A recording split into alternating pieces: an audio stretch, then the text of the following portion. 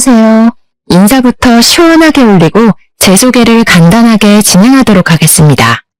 저는 아버지께서 사업체를 운영하신 덕분에 어려움 없이 순탄하게 자라온 30대 후반으로 접어든 여성입니다.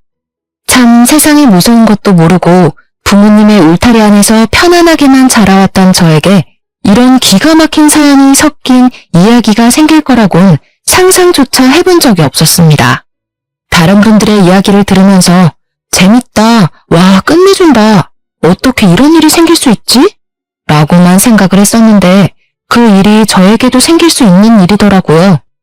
정말 다시 한번 생각해도 지난 몇 년간의 기억을 싹 지우고 싶을 정도로 저에게 치가 떨리는 사건 사고들, 그 모든 걸 견뎌낸 제가 대견스럽게 여겨질 정도랍니다. 저에게 참 가슴 아픈 일이기도 하고 두 번 다시는 일어나서는 안 되는 최악의 상황이라 정말 이렇게 글로 남기는 것이 잘하는 짓인지 헷갈릴 정도이긴 합니다. 하지만 가슴속에 응어리를 내버려 두면 큰 병이 된다는 소리를 듣고 저도 응어리를 던져버리고 새 출발을 하면 좋겠다는 마음이 들어 이곳을 찾아오게 되었습니다. 기쁨을 나누면 2배가 되고 슬픔을 나누면 반이 된다는 소리처럼 제 이야기를 여러분께 나눠드리고 조각내서 작게 만들어 털어내고 싶습니다. 그러니 저와 함께 제 이야기를 끝까지 들어주시고 제가 이 모든 악의 덩어리를 털어낼 수 있도록 용기를 주신다면 정말 감사할 것 같습니다. 처음 소개드렸던 것처럼 저희 아버지는 사업체를 운영 중이신데 저에게 운영 중이신 공장을 물려받았으면 좋겠다고 늘 말씀을 하셨지만 사실 저는 공장 일에는 익숙지 않은 사람이었습니다. 제가 일을 하고 있는 회사가 공장들과 밀접한 관계가 있긴 했는데 저희 아버지는 제가 혹시라도 무설수에 휘말리게 될까봐 저희 회사와는 거래를 하지 않고 계셨습니다. 근데 우리 회사 입장에서는 아버지의 공장이 큰 공장이다 보니까 거래를 트고 싶어 안달이 나 있는 상태였고요. 그러던 어느 날 회식 자리가 끝나고 집에 가기 위해 인사를 나누고 있는데 저희 아버지 공장 사람들도 근처에서 회식이 있었나 보더라고요. 그래서 제가 먼저 공장 이사님께 아는 척하는 거 비밀이라고 제가 아버지 딸인 거 알게 되면 회사에서 얼마나 귀찮게 할지 상상조차 되지 않는다 이야기를 하고 뒤를 딱 돌았습니다. 근데 저희 회사 팀장님이 제 뒤에 떡하니 서서 입을 벌린 채 저를 보고 계시는 게 아니겠습니까? 순간 등줄기에서 식은땀이 주룩 흐르더라고요. 저에게 지수씨 땡땡 공장 사장님 딸이야? 하고 물어보는데 팀장님께 제발 비밀로 해달라고 간곡하게 사정사정을 했습니다. 다음 날이 되어서 소문이 퍼다하게 나면 어떡하지 하고 끙끙 앓았는데 다행히 며칠의 시간이 흘렀음에도 아무런 문제가 없었고 저는 팀장님을 신뢰하게 되었습니다. 그러던 어느 날 팀장님께서 저를 호출하셨고 올 게 왔나 하고 고민을 했었는데 팀장님이 저에게 작은 꽃다발을 하나 주시는 게 아니겠습니까? 그동안 저에게 관심이 있었는데 제가 땡땡 공장 딸이라는 걸 알고 거리감이 느껴져 포기를 하려고 했다가 마음 정리가 안 돼서 고백을 하신다는 겁니다. 팀장님의 진솔한 고백에 저는 슬쩍 넘어가게 되었고 서로 조금씩 알아가는 시간을 가지자며 데이트를 하게 되었습니다. 그렇게 1번, 2번, 3번 만나다 보니 연인이 되었고 그 인연이 쭉 이어져 저희는 부부가 되었습니다. 짧다고 생각하면 짧을 수 있는 1년이라는 기간 동안 만났지만 이 사람과 부부가 된다는 것에 대한 후회는 전혀 없었습니다. 시댁에 인사를 드리러 갔을 때 시부모가 저를 쌍수를 들고 환영을 해주시는데 솔직히 몸둘 바를 모르겠을 정도로 우리 복덩이 하면서 저를 챙겨주셨습니다. 사실 제가 살짝 낯을 가리는 성격의 소유자였는데 시모가 저에게 복덩이 하니까 기분이 좋기는 했습니다. 하지만 뭔가 너무 오버를 하는 것 같아서 부담스러웠어요. 밥을 먹을 때도 뭘 먹나 계속 옆에서 지켜보고 옷을 쭉 훑어보시면서 이건 어디 브랜드냐, 어디서 샀냐, 백화점에서 샀냐, 얼마 주고 샀냐.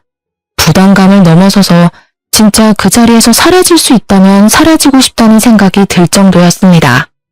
시모가 너무 적극적이라 어떻게 대해야 할지 모르겠더라고요.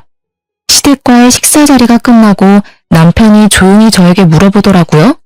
혹시 자기네 집이 좀 부담스러웠냐고요. 제가 너무 어색해 보였대요. 우리 엄마는 당신 본다고 상당히 들떠있기도 했고 신나 있었는데 혹시 우리 집이 너네 집보다 못한 집안이라고 생각해서 무시하고 그러는 거 아니지? 네가 만약 집안 재산을 가지고 사람 무시하고 있는 부류라면 나 너무 서운하고 실망스러울 것 같아. 저는 그냥 성격상 시모의 외향적인 모습이 부담스러웠던 것인데 자꾸 자기 집을 무시하는 것 같다고 저를 몰아세우니까 저도 억울하더라고요. 그런 거 당연히 아니에요. 제가 당신을 무시할 것 같았으면 왜 결혼을 하겠다고 대답을 했겠어요? 그래도 영 기분이 언짢네. 그리고 왜 이렇게 예민하게 대답을 하고 그래? 나는 그냥 당신이 우리 엄마한테 살갑게 굴었으면 좋겠다고 생각하는 거지. 아니, 제가 뭐 딱 한 번 세게 따져 물었다고 바로 예민하다고 말하는 게 참 어이가 없었죠, 뭐. 시모의 외향적인 성격 말고도 시댁에는 또 하나의 문제가 있었는데 남편에게 여동생이 하나 있었는데 할 줄 아는 것이 하나 없는 백수였습니다. 그런데 여동생에게 오래 만난 남자친구가 있었더라고요. 빨리 결혼하고 싶다고 노래를 부르고 있었는데 시댁에서는 경사에도 순서가 있다고 시모의 결혼을 미뤘던 것이었습니다. 그날 시댁에서 인사를 드리고 나오는데 시모가 저를 따라 나오더니 제 손을 꼭 잡고 이런 소리를 하더라고요. 언니 덕분에 저도 8년 만난 남자친구랑 결혼할 수 있게 됐어요. 정말 고마워요. 제가 앞으로 우리 엄마가 시치 노릇하려고 하면 다 막아줄게요. 진짜 잘 지내보고 싶어요, 언니. 저만 믿고 따라오세요. 아셨죠? 그러면서 뭐 자기는 요즘 시대의 여성이니까 시무짓도 안 할 거고 언니랑 친하게 지낼 거라고 말을 하는데 저는 솔직히 그런 신호도 조금 부담스러웠습니다. 아무튼 뭐 그 이후에 남편이랑 저랑 결혼 준비에 돌입을 하게 되었는데 양가가 처음 만나는 상견례 자리에서 시부가 그런 소리를 하더라고요. 사돈어른이 사업을 하시니까 손님도 대부분 사돈어른 손님이 아닐까 싶은데 저희는 뭐 사회생활을 한 게 아주 오래전 일이라 올 손님이 별로 없습니다. 하객수 차이도 많이 날 것 같은데 결혼식 비용을 반반 지불한다는 것이 조금 부당하다는 생각이 듭니다만 저는 그 이야기를 듣고 헛기침을 속으로 삼켜야 했습니다. 아니 올 손님 없다는 게 자랑도 아니지만 그걸 대놓고 말을 하는 것도 좀 어이가 없었거든요.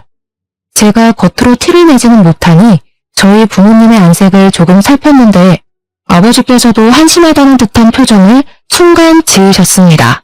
물론 사업을 하시는 분이니 표정을 빠르게 갈무리하긴 했지만 뒤이어 나오는 시부의 말에 아버지께서 얼마나 황당한 기분을 느끼셨는지 알 수가 있었습니다.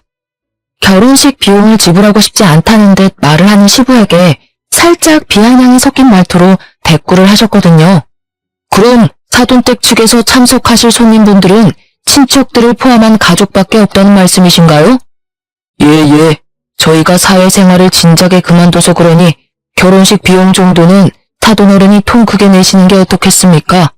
사실 저희 아버지께서 공장 사업을 꽤 크게 하시고 거래처도 많으시니까 아버지 측 손님분들이 많긴 많았거든요.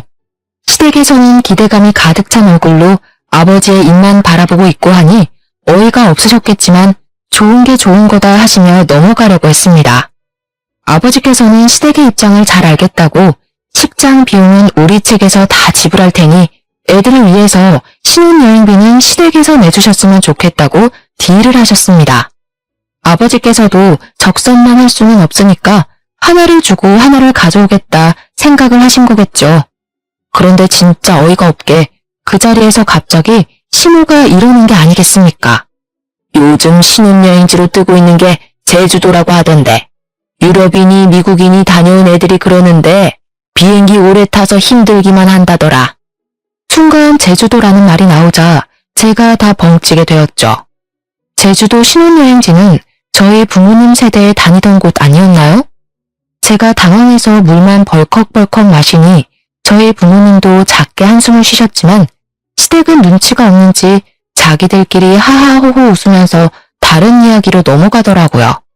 그날 상견례 자리가 끝나고 집으로 돌아오는데 아버지께서 저에게 살짝 시댁이 거지 근성이 있는 것 같다고 돈돈거릴지도 모르니까 조심하라고 신신당부를 하셨습니다. 그래도 제 남편은 됨됨이가 된 사람 같고 자기 일을 열심히 하는 것 같으니 마음에는 들지만 시댁이 걱정이라고 하시면서 저를 안쓰럽게 보시더라고요. 결혼 전부터 너무 걱정거리를 만들어드리는 게 아닌가 싶어서 걱정하지 마시라고 앞으로 잘 헤쳐나가겠다고 약속을 드리며 결혼을 하게 되었습니다. 그런데 헤쳐나가기는 개뿔. 우리 남편이 결혼을 하자마자 언제 그렇게 세심하고 자상한 사람이었던 적이 있었냐는 듯 돌변을 하기 시작했습니다. 그도 그럴 게 결혼식장에 우리 회사 사람들이 축하해주러 죄다 찾아오지 않았겠습니까? 저희 아버지가 혼주석에 앉아있는 걸 보고 다들 놀란 거죠. 신부 측 혼주석에 왜 땡땡 공장 사장님이 앉아있는 거냐고, 지수씨가 설마 땡땡 공장집 딸이냐고 난리가 난 것입니다. 저한테 대놓고 거래를 트게 해달라고 청탁을 하기 눈치가 보인 건지 회사 윗분들이 팀장인 남편에게 거래를 터우라고 계속 지시를 해오고 있었던 것입니다. 저희 아버지는 공장 운영을 하면서 구설수 나오는 걸 가장 싫어하셨기 때문에 일부러 저와 연관된 회사와 거래를 트지 않고 있었던 건데, 그걸 알면서도 우리 남편은 눈치 없이 윗선에다가 자기만 믿으라고 알랑방귀를 잔뜩 끼고 있었던 것입니다. 장인사랑 사위사랑 아니겠냐고 자기만 믿으라고 큰 소리를 떵떵 치고는 오로지 머릿속에 승진만 생각하고 있었던 것입니다. 그날 이후 남편은 저희 아버지를 찾아가서 거래를 했으면 좋겠다, 우리 회사와 거래를 하자고 요청을 했는데 아버지가 딱 잘라 차갑게 거절을 하셨습니다. 그 회사에 우리 딸이 뻔히 다니고 있는데 문제가 생기면 서로 얼굴도 붉히고 해야 하지 않겠나. 그건 내 경영철칙에 어긋나는 일이기도 하고 내키지도 않네. 절대 자네 회사와는 거래를 할 수 없어. 아버지께서 아무리 말을 해도 철옹성처럼 철벽을 치고 받아주지 않으니 남편의 발등에 불똥이 떨어진 것은 물론이고 윗선에서도 수시로 남편을 불러다가 압박을 하기 시작했습니다. 압박이 지속되니까 남편도 당연히 스트레스를 받았겠죠. 그럴 때마다 저를 찾아와서 아버지를 설득해달라고 윽박을 질러대는데 조금 무섭기까지 했습니다. 결혼한 지 몇 년이 지난 것도 아니고 고작 한 달이 지났을 뿐인데 이게 뭐 하는 짓이냐고 저도 도리어 남편에게 따져 물었습니다. 당신이 지금 우리 아버지를 등에 업고 허세를 부린다고는 생각해 본 적 없어? 장인어른한테 그런 부탁을 한다는 게 맞는 말이야? 내가 승진을 할 수 있는 절호의 기회인데 어떻게 가족들이라는 사람들이 나를 도와줄 생각은 전혀 하지 않는 거야? 어? 내가 다 아쉽다. 당신이 당신 마음대로 할 수 있다고 윗선에 저질러 놓고 그걸 왜 나랑 우리 아빠 탓을 하는데? 당신이 말 실수했다는 생각은 안 해봤어? 남편과 저는 쓸데없는 일로 자주 다투기 시작했고 윗선에서는 남편을 아무것도 하지 못하는 반푼이 취급을 하기 시작했습니다. 호언장담을 하더니 아무것도 해내지 못한 남편에게 대놓고 실망을 했다고 말하는 윗선의 압박과 눈치를 남편은 제대로 견디지 못하기 시작했습니다. 실패자가 된 기분에 휩싸이게 되었다면서 회사에서 일을 처리하다가 잦은 실수를 하게 되었고 저는 그런 남편을 애써 위로해 주었지만 남편은 오히려 그 모든 걸 제 탓을 하더라고요. 저에게 너무너무 서운하다고 하면서 제가 제대로 말 한마디 해줬으면 의기양양하게 회사를 다닐 수 있었을 거라고 말입니다. 결국 남편은 이것도 저것도 아닌 채로 지내다가 등살에 이기지 못하고 사직서를 제출해야겠다면서 저에게 일을 그만두고 싶다고 말을 했습니다. 저는 아무 소리도 하지 않고 그런 남편의 말을 무시했는데 남편은 뒤이어 아주 경악할 만한 이야기를 하더라고요. 나도 갑질을 좀 하고 싶은데 장인어른 회사에 취직해서 갑질 좀 하면 안 되나? 그게 무슨 말도 안 되는 소리야? 다른 이유도 아니고 갑질을 하고 싶어서 우리 아빠 회사에 취직을 하겠다는 거야? 남편의 생각은 정말 초등학생보다 못했습니다. 우리 회사에서 거래를 하고 싶으니까 자꾸 저희 아버지 공장에 찾아와서 선물을 돌리고 사바사바를 하곤 했었거든요. 자기가 우리 회사보다 위에 있는 사람이 되어서 윗선의 코를 콱 눌러주고 싶다는 이유로 아버지의 공장에서 일을 하고 싶다는 것이었습니다. 그 선물들도 자기가 다 챙길 수 있는 거 아니냐면서 진짜 딱 한 번만 그런 삶을 살아보고 싶다고 은근하게 저에게 부탁을 해오더라고요. 당연히 저는 한 귀로 듣고 한 귀로 흘리면서 남편의 말을 들어주지 않았습니다. 하지만 남편은 포기하지 않고 끈질기게 저에게 따라붙으면서 이야기를 해왔습니다.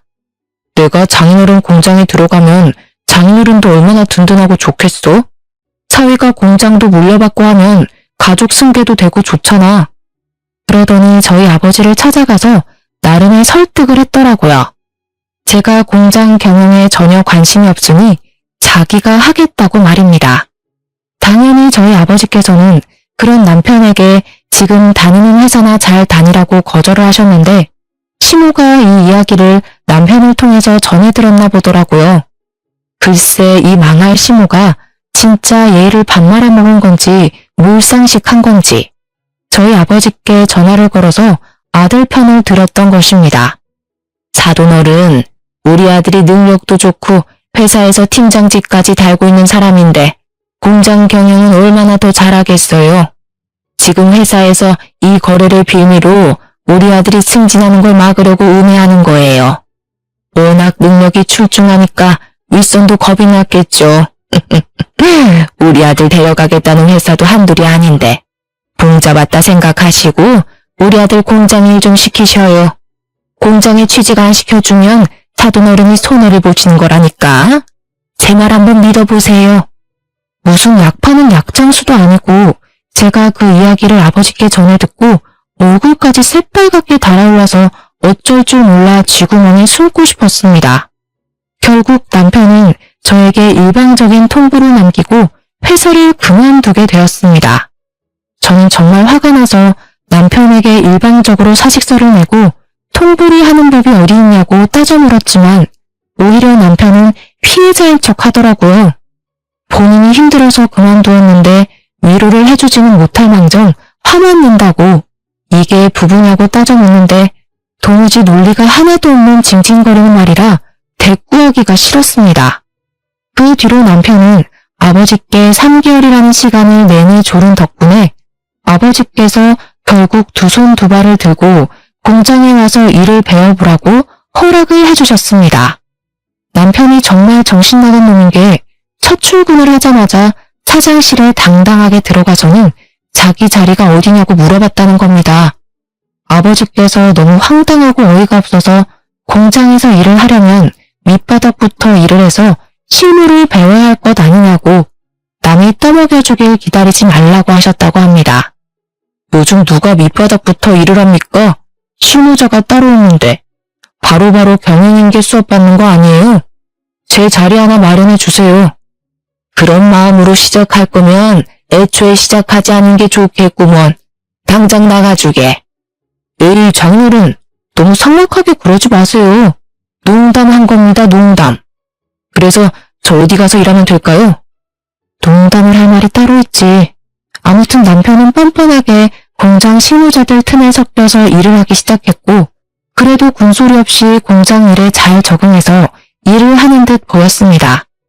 그렇게 6개월이라는 시간이 더 흘렀을 어느 날 시댁에서 얼굴 좀 보자고 하시길래 찾아갔더니 시모가 저를 보고 버선발로 뛰어나와서 고맙다고 인사를 하더라고요. 저는 제가 신우에게 따로 뭐 해줄 일이 없어서 왜 고마워하는지 의문인 얼굴로 신우를 쳐다보았습니다. 언니, 왜 아무것도 모르는 얼굴이에요? 언니가 우리 예비신랑 취직시켜준 것 아니었어요? 사돈댁 공장에서 일한 지 2달 됐는데 모르셨어요? 저는 옆에서 어깨를 착 펴고 있는 남편에게 이게 무슨 소리냐고 물어보았더니 남편이 당당하게 자기한테 고마워하라고 말을 하더라고요. 남편이 공장에서 무슨 짓을 하고 다니는 건지 놀래서 따로 알아보니까 글쎄 자기가 공장의 차기 주인이라고 말을 하고 다니면서 직원들에게 자기 라인을 타라고 했다는 겁니다. 지금 사장은 어차피 늙었으니 곧 은퇴를 하게 될 거고 그러면 자연스러운 수순으로 자기가 공장을 물려받게 될 것이라고 하면서요. 그러면서 인사팀에 친한 사람들 만들어두고 자기 지인들 몇 명을 몰래 취업까지 시켰던 것이었습니다. 아버지께서 할 일이 워낙 많으시니 직원들 뽑는 것까지 하나하나 관여를 하지 않으시니까 남편이 가운데서 그런 짓을 하고 있었던 것입니다. 그렇게 1년이라는 시간이 더 지나는 동안 저와 남편의 사이는 점점 더 막장으로 변질되었습니다. 남편은 공장에서 자기 라인의 사람들을 키워가며 아버지와 제가 모르는 본인의 세력을 키워나가고 있었습니다. 엎친 데 덮친 격으로 저희 아버지께서 너무나도 갑작스럽게 당뇨의 합병증까지 찾아오게 되면서 출퇴근을 하시는 것도 제대로 하실 수 없을 정도로 쇠약해지셨습니다. 남편과 제 사이가 나빠지고 남편이 공장에서 세력을 키워나갈수록 시부모와 신우 또한 저에게 빈정거리기 시작했습니다. 이 사람들이 참 올챙이적 시절은 생각도 못하는 거죠. 너는 앞으로 시댁에 더 잘하도록 해라. 우리 아들이 너네 아버지 뒤를 이을 건데 너도 이제 회사 그만두고 내조를 하는 게 어떻겠니? 저도 지금 제일 잘하고 있는 중이에요. 다음 달에 승진을 할 것 같기도 하고요. 승진을 하면 뭐하니? 우리 아들이 곧 공장장이 될 건데. 그러면 넌 그냥 옆에서 예쁜 인형처럼 조신하게 굴기만 해도 돈이 굴러 들어올 것 아니야. 어머님, 그게 무슨 말씀이세요? 저도 저 나름대로의 직업의식을 가지고 일을 하고 있다고요. 그래봐야 푼돈이면서. 너 얼마 전에 우리 딸 결혼 선물로 고작 화장품 몇 개 사줬다며? 우리 사위가 공장에서 일을 하고 있으니까 선물로 전모자리 하나 주라고 해라. 사돈 어른 돌아가시고 나면 어차피 물갈이도 싹 될 텐데 가족끼리 한 자리씩 차지하면 서로 좋지 않겠니? 전모자리는 연봉이 억 단위겠지? 너무 좋겠다. 언니 결혼 선물 이야기가 나와서 말인데 나 외제차 한 대 사주면 안 될까? 그래, 그 정도 통 크게 굴어야지. 무려 공장장 부인이 될 건데. 나는 요즘 알보석이 그렇게 예쁘더라. 며느리 덕 좀 보자. 시댁 식구들은 마치 저에게 돈이라도 맡겨놓은 사람처럼 돈돈거리며 제가 뭐 하나라도 더 해주기를 기다리고 있었습니다. 저는 시댁의 그런 뻔뻔한 모습에 치가 떨리게 되었고 변해버린 남편까지 적응이 되지 않아서 하루하루 피가 마르는 일상을 살고 있었습니다. 아버지의 병환이 점점 깊어지자 시댁은 벌써 공장이 자기들 것이라도 된 듯 당당하게 굴었고 저희 어머니께도 막말을 퍼붓고는 했습니다. 안싸돈, 앞으로 공장이 저희 집안으로 넘어오게 되면 저희가 매달 섭섭지 않게 용돈은 좀 챙겨드릴게요. 그래도 한 달에 50만 원 정도 드리면 생활하시는데 큰 불편함은 없지 않을까요? 딸한테 얹혀 살 순 없으니 일은 하셔야겠네. 저는 그런 시댁에게 무척이나 화가 났고 어떻게든 시댁에 복수를 하고 싶다는 마음이 스멀스멀 피어올랐습니다. 그러던 와중에 저희 아버지께 또 다른 합병증이 찾아왔고 폐가 점점 굳어가는 병에 걸리시게 되었습니다. 병의 진행이 너무나도 빨라서 손 쓸 방법이 없었습니다. 6개월 만에 폐의 기능을 잃어버리셨고 자가 호흡이 되지 않아 결국 병원 신세를 지다가 돌아가시게 되었습니다. 정례를 치르는 내내 이 현실이 믿어지지 않아서 엉엉 울었는데 우리 남편은 공장 사람들이 조문을 온 것을 보고 어깨를 쫙 펴고 그 와중에 허세를 부리더라고요. 앞으로는 저를 사장이라고 불러주시면 되겠네요. 어떻게 우리 아버지 영정사진이 떡하니 걸려있는 장례식장에서 사장 자리를 운운하며 쳐웃을 수가 있는지 저게 사람 새끼가 맞는지 의문이 들 정도였습니다.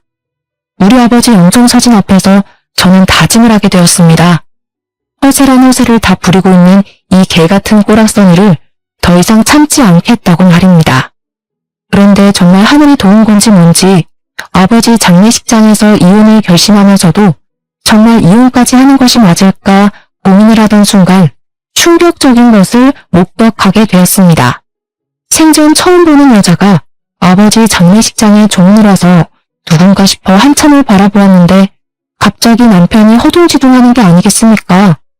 거기다가 그 여자가 저를 빤히 바라보더니 고인의 명복을 빕니다 하면서 지나치는데 살짝 비아냥거리는 듯한 말투로 말을 하더라고요.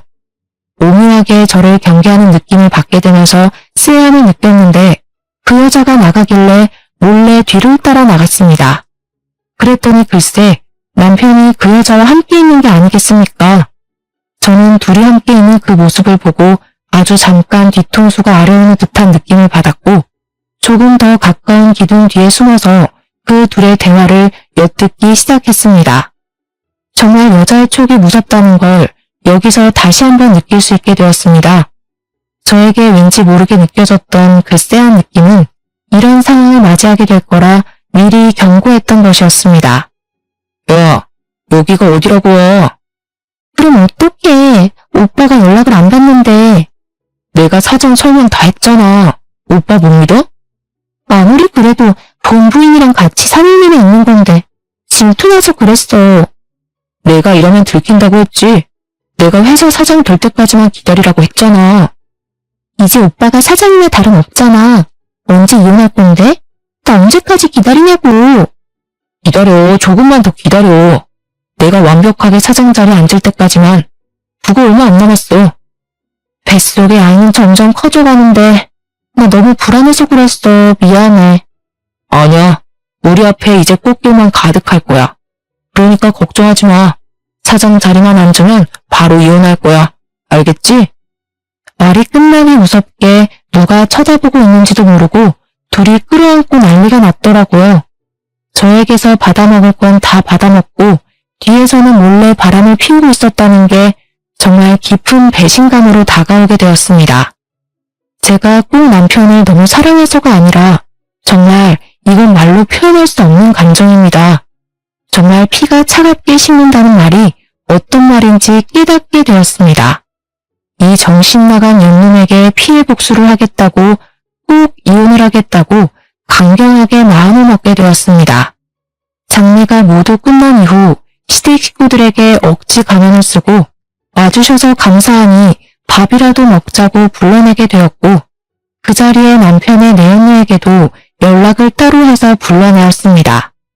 남편이 자는 사이에 남편의 휴대폰에서 내연녀의 번호와 그 둘이 나눈 통화 내용 문자를 이미 확보한 이유였기에 준비는 다 끝낸 상태였습니다.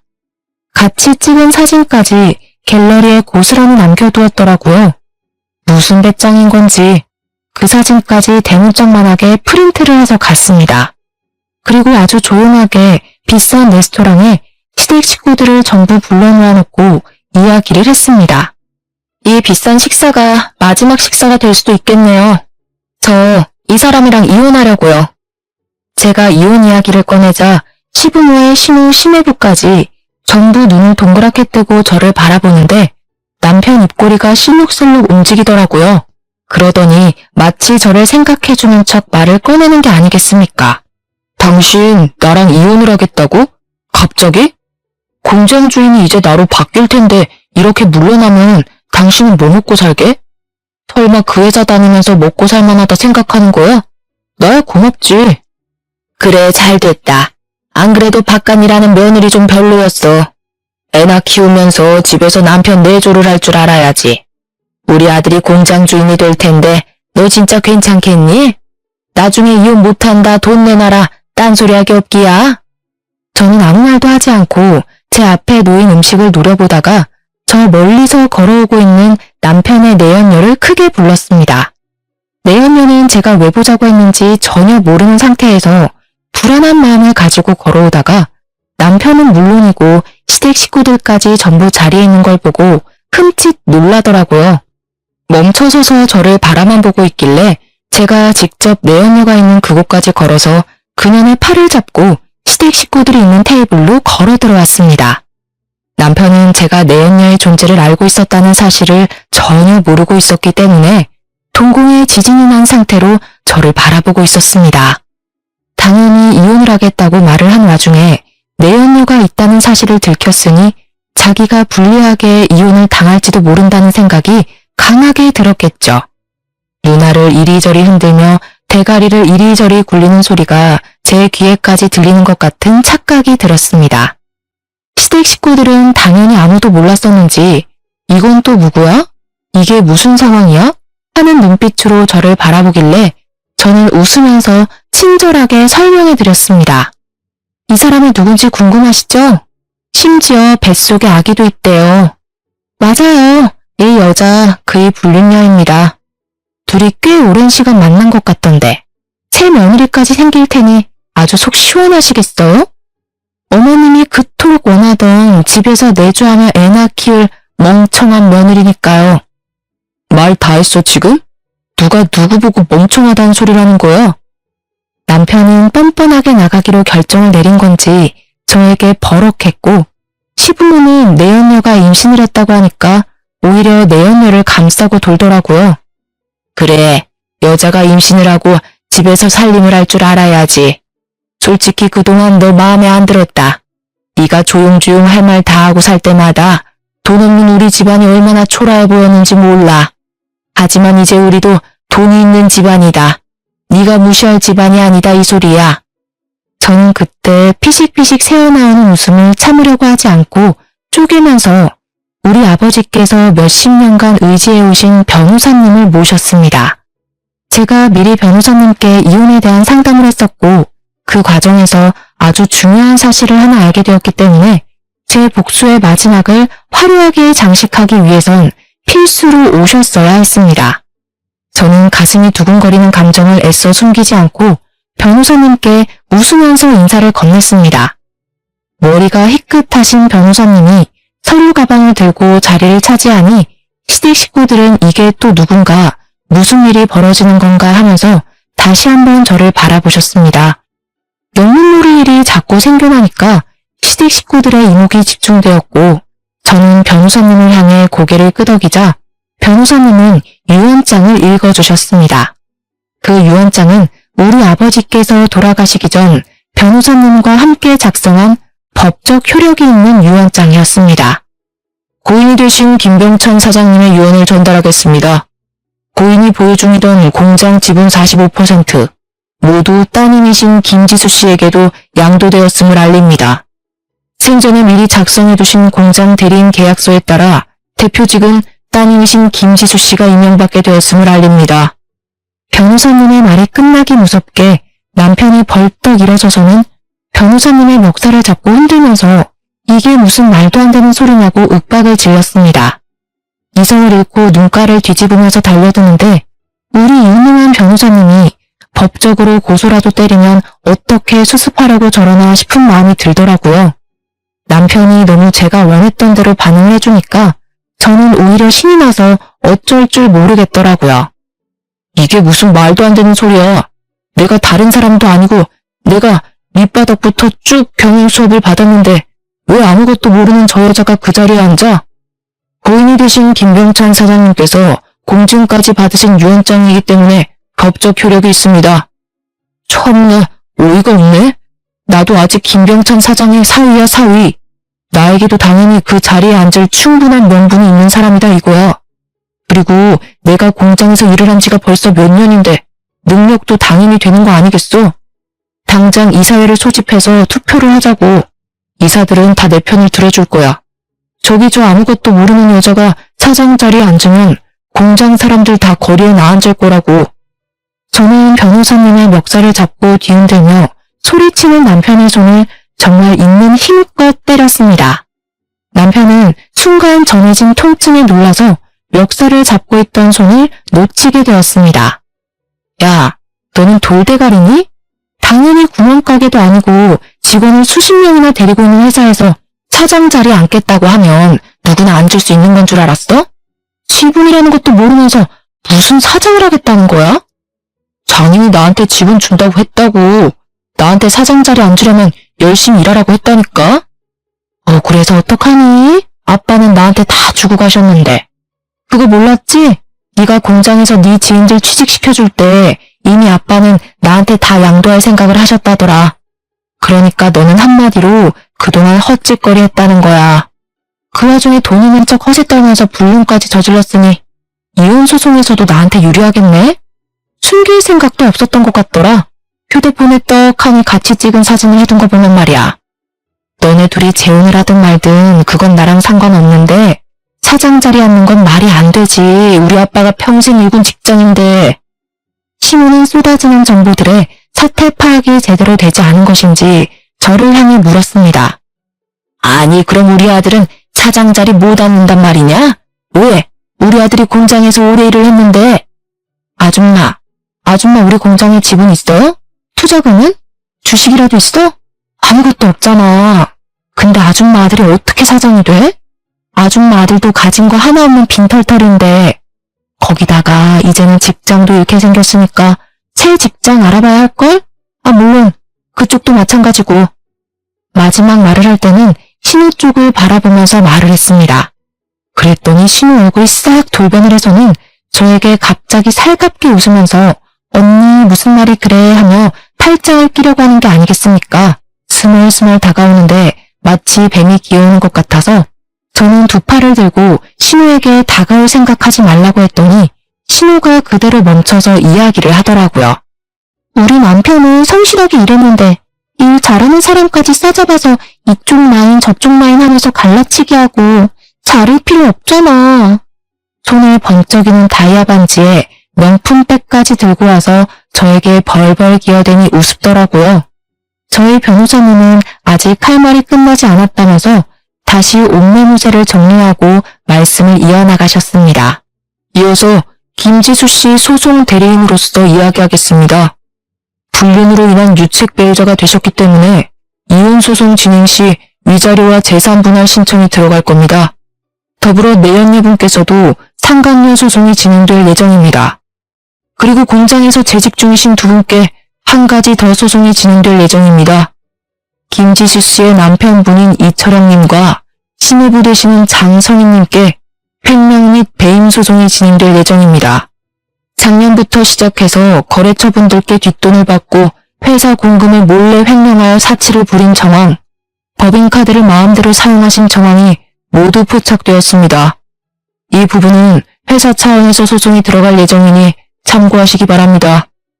그러자 시댁 식구들의 얼굴이 정말 눈에 띄게 사색이 되더니 부들부들 떨기 시작했습니다. 제가 그동안 공장에 관심이 없어서 전혀 몰랐는데 이 인간들이 횡령을 한두 푼 한 것이 아니더라고요. 아버지께서는 돌아가시기 직전까지도 그 증거를 차곡차곡 모아두셨습니다.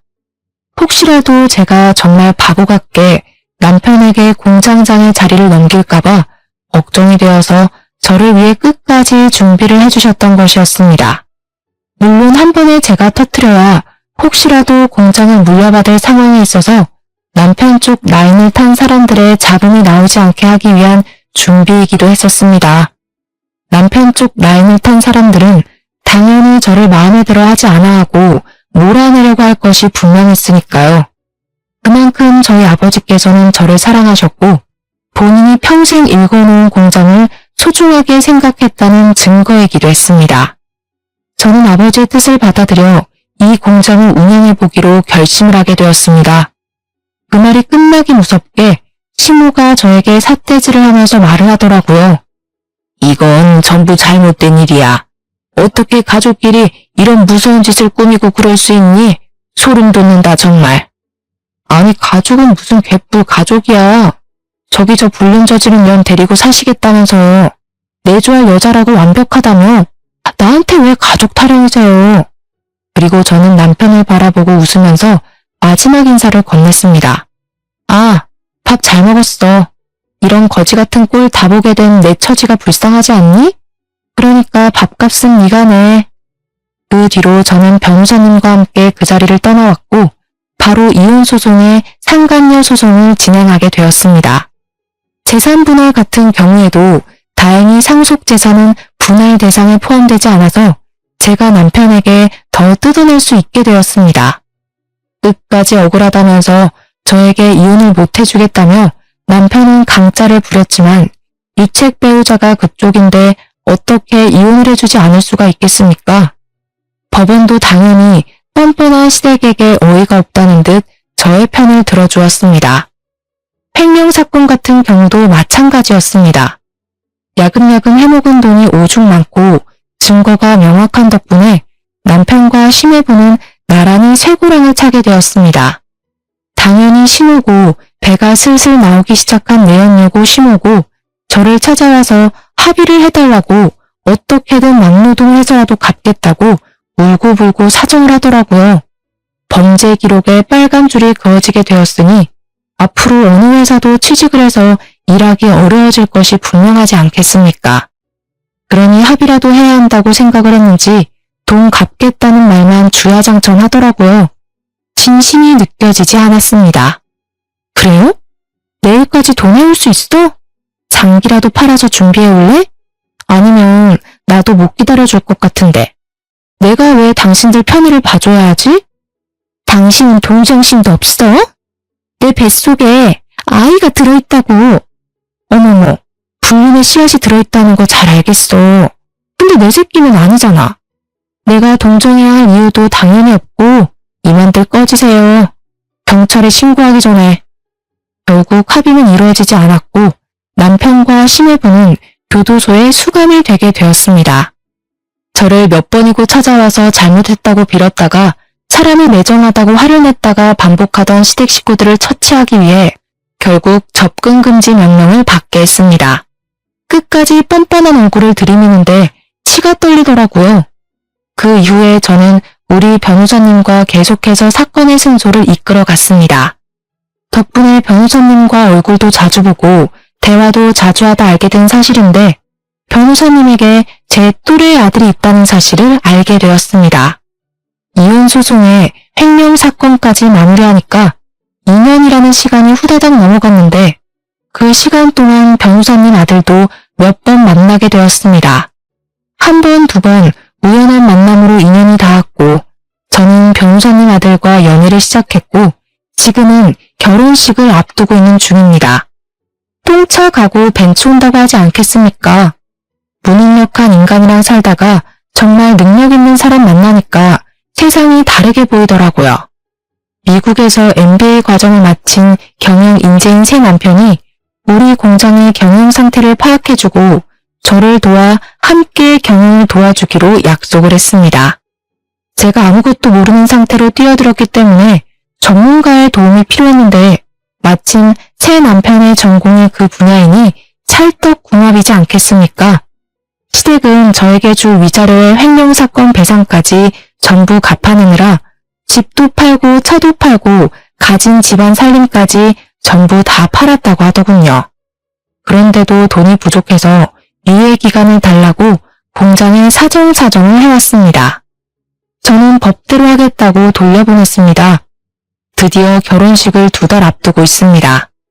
제가 이혼녀라서 솔직히 예비시댁에서 저를 반가워하지 않을 수도 있다고 생각을 하긴 했는데 그 걱정은 기우였습니다.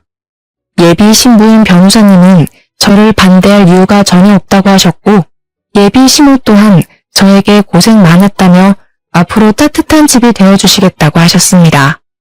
사람의 과거는 중요하지 않다.